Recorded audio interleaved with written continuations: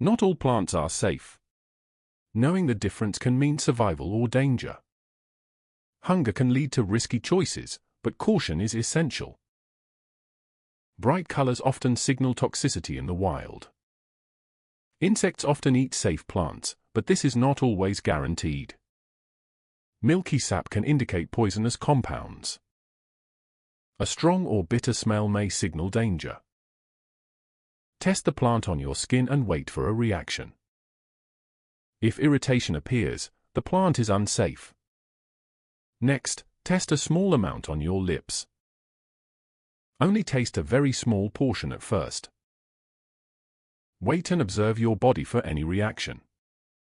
If no reaction occurs, swallow a small portion. Continue observing for delayed effects. A plant that passes all tests can be considered safe.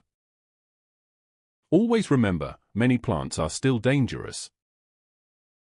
Some plants are commonly safe, but knowledge is key.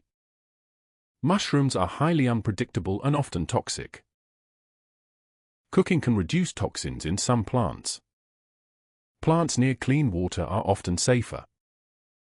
Knowledge and patience are the keys to survival.